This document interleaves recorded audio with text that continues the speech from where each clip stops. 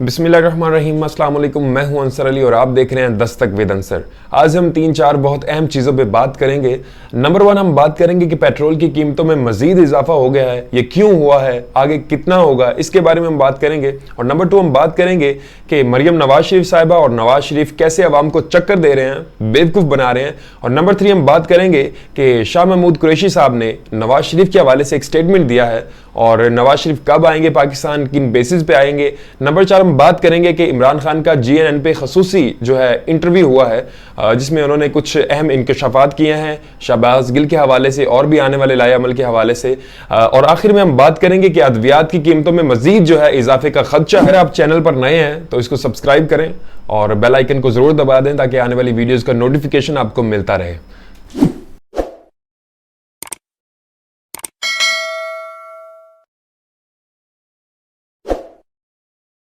तो चलें सबसे पहले बात करते हैं पेट्रोल की कीमतों पे।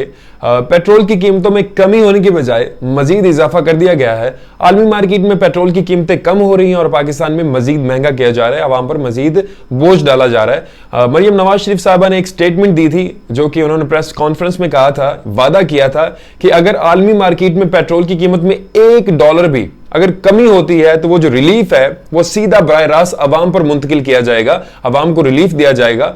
लेकिन ये उलट हो गया है। मतलब अगर आलमी मार्केट में पेट्रोल की कीमतें कम हो रही हैं लेकिन यहां पे पेट्रोल की कीमत बढ़ाई जा रही है, अवाम पर बोझ मजीद डाला जा रहा है। अमेरिका और बरतानिया में तकरीबन 3% पेट्रोलियम मसनूआत में कमी की गई है, एक दिन में खासी कमी की गई है और पाकिस्तान में मजीद महंगा किया जा रहा है। आप पिछली हुकूमत को इस हुकूमत से अगर कंपेयर करें तो इमरान खान साहब की हुकूमत में $125 फी बैरल पेट्रोल की कीमत थी इंटरनेशनल मार्केट में और पाकिस्तान में जो पेट्रोल फरोख्त हो रहा था वो $149 फी लीटर पेट्रोल फरोख्त हो रहा था। अवाम को रिलीफ दिया जा रहा था, अवाम से जो बोझ है वो कम किया जा रहा था। लेकिन इस हुकूमत में देखिए कि $90 फी बैरल पेट्रोल की कीमत है और अवाम को जो फरोख्त किया जा रहा है वो $238 तक पेट्रोल पाकिस्तान में सेल हो रहा है। ओगरा की समरी के मुताबिक पाकिस्तान में पेट्रोल और डीजल की कीमतों में कमी होनी चाहिए थी, लेकिन यह फैसला बिल्कुल बरक्स हुआ है। कमी होने की बजाय मजीद इजाफा किया गया है, मजीद अवाम पे बोझ डाला गया है। मतलब अगर ओगरा कहता है कि पेट्रोल की कीमतों में कमी की जाए और पाकिस्तानी हुकूमत उसमें इजाफा करती है, ओगरा में और पाकिस्तानी हुकूमत में हमेशा से तजाद पाया गया है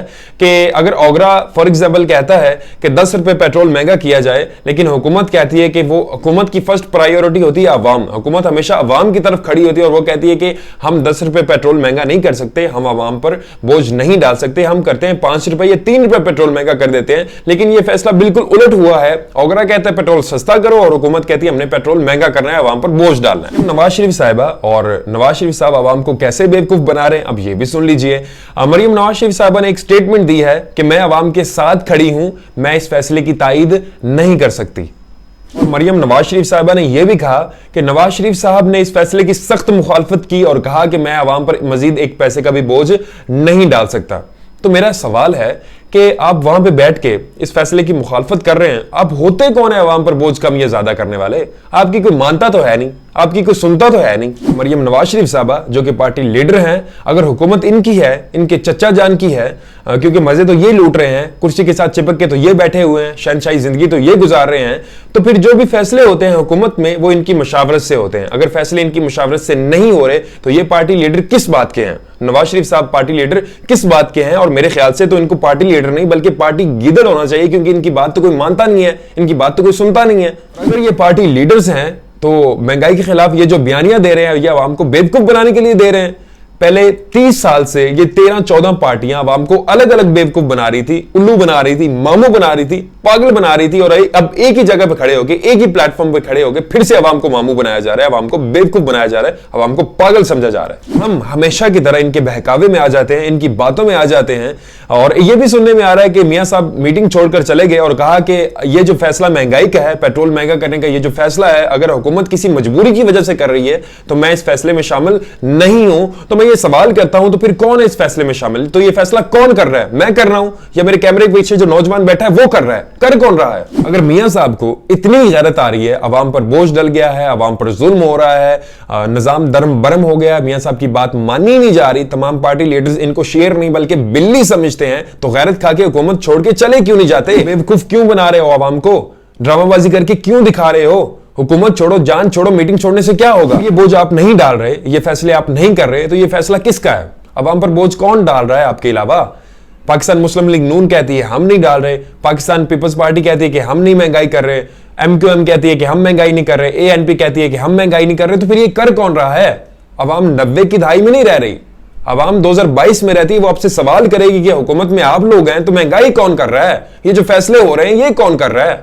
इसके अलावा इमरान खान का GNN पे खुसूसी इंटरव्यू था जिसमें उन्होंने काफ़ी इंकशाफात किए शहबाज गिल के हवाले से, और उन्होंने कहा कि शहबाज गिल साहब को सिर्फ एक लाइन जो है वो नहीं बोलनी चाहिए थी, कुछ ऐसे अल्फाज से कुछ ऐसी चीज़ें थी जो शहबाज गिल साहब को नहीं बोलनी चाहिए थी। और इमरान खान साहब ने एक और भी चीज़ जो है वो कही कि शहबाज गिल साहब पे तशद्दुद किया जा रहा है, उनको मारा जा रहा है, उनको टॉर्चर किया जा रहा है, इवन यहां तक कि उनके कपड़े उतार के उन पे तशद्दुद किया जा रहा है। शहबाज गिल साहब को पंजाब की किसी जेल में रखा गया है, उनके कुछ रिश्तेदार उनसे मिलना चाहते थे और पाकिस्तान तहरीक इंसाफ के कुछ कारकुनान उनसे मिलने के लिए गए, लेकिन उनको मिलने नहीं दिया गया, उन पे काफ़ी तशद्दुद किया जा रहा है। उनके किसी रिश्तेदार की उनसे मुलाकात किसी तरह से हुई है और उन्होंने ये कहा है कि शहबाज गिल की जो हालत है वो काफ़ी बुरी है, काफ़ी संजीदा है, काफ़ी उन पे तशद्दुद किया गया, उनको मारा गया है।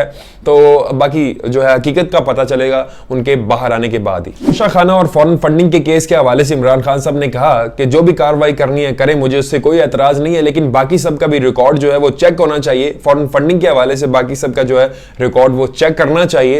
ये जाहिर बात है, अगर इमरान खान साहब का चेक होता है तो बाकी सबका भी होना चाहिए। इसके अलावा शाह महमूद कुरैशी साहब ने एक स्टेटमेंट दिया है कि नवाज शरीफ साहब डील और सियासी अंडरस्टैंडिंग से बाहर गए हैं और उसी तरह से वापिस आना चाहते हैं। अब ये लोग क्या सोच रहे हैं कि इमरान खान साहब को नाअहल कर दे और उसके बाद नवाज शरीफ तो नाअहल है पहले से ही, उसके बाद नवाज शरीफ को पाकिस्तान बुला के फिर जब इमरान खान भी नाअहल हो जाएगा और नवाज शरीफ तो नाअहल ही है तो इन दोनों को फिर इलेक्शन लड़ने दिया जाएगा। लेकिन इमरान खान साहब ने कह दिया कि मैं किसी किस्म की कोई डील नहीं कर रहा, किसी किस्म की कोई अंडरस्टैंडिंग नहीं कर रहा। और इसके अलावा जान बचाने वाली जो अद्वियात हैं उनमें 40% तक इजाफा होने वाला है।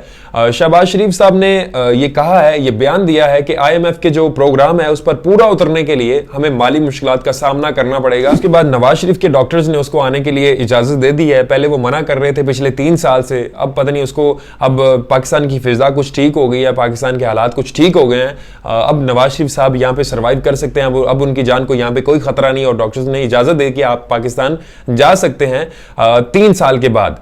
ठीक है, तो अभी वो पता नहीं कब आएंगे, कैसे आएंगे, किन जो बेसिस पे आएंगे। इसके लिए इतना ही, अपना ख्याल रखिएगा और चैनल को सब्सक्राइब जरूर कीजिएगा। आपसे मुलाकात होगी इंशाल्लाह अगली एक इंफॉर्मेटिव वीडियो में, तब तक के लिए अल्लाह हाफिज।